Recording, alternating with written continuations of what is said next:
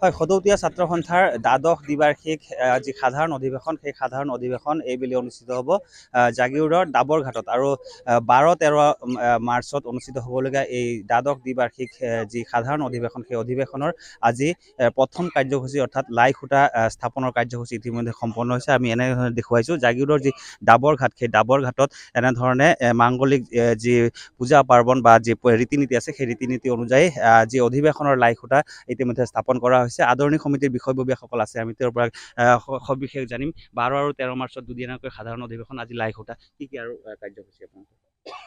আমি 12 আৰু 13 মাৰ্চত সদৌতীয়া ছাত্ৰ সন্থাৰ দ্বাদশ দ্বিবাৰ্ষিক সাধাৰণ অধিৱেশন আয়োজন কৰিবলৈ মনস্থ কৰিছোঁ।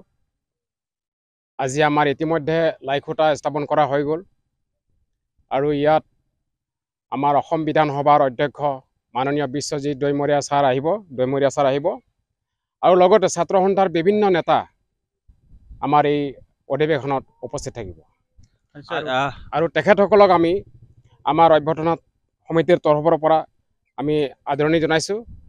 সকলো আমাৰ ৰাইজক এই অধিৱেশনত উপস্থিত থাকিবলৈ বিনম্ৰভাৱে অনুৰোধ জনাইছোঁ। হয়, ছাত্ৰ সন্থাৰ সভাপতিগৰাকী আছে, তেওঁৰ পৰাও কিছু জানিম। দুদিনীয়া কাৰ্যসূচীৰে দ্বিবাৰ্ষিক সাধাৰণ অধিৱেশনৰ আজি লাই খুঁটা। হয়, আজি তিৱা ৰাইজৰ মাংগলিক নিয়মেৰে লাই খুঁটা স্থাপন কৰা হ'ল।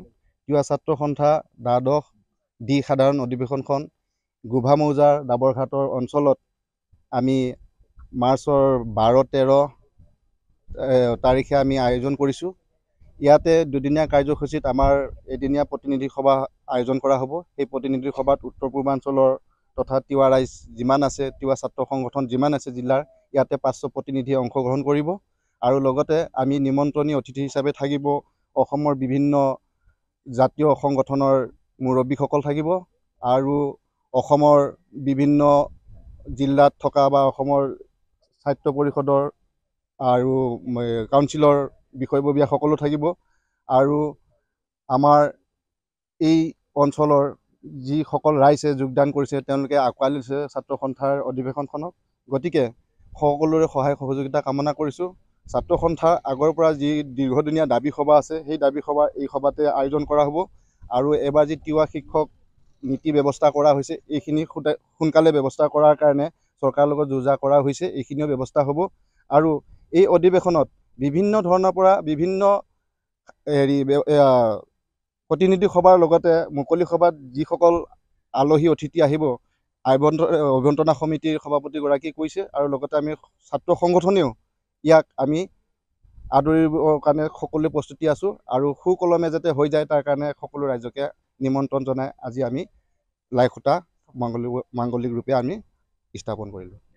নিশ্চয়, সদৌতীয়া ছাত্ৰ সন্থাৰ যিহেতু দ্বাদশ দ্বিবাৰ্ষিক সাধাৰণ অধিৱেশন 12 আৰু 13 মাৰ্চত অনুষ্ঠিত হ'ব আৰু তাৰেই প্ৰথম কাৰ্যসূচী আজি যি পৰম্পৰাগত যি নীতি নিয়ম আছে সেই নীতি নিয়মেৰে এনেধৰণে লাই খুঁটা স্থাপন কৰা হৈছে।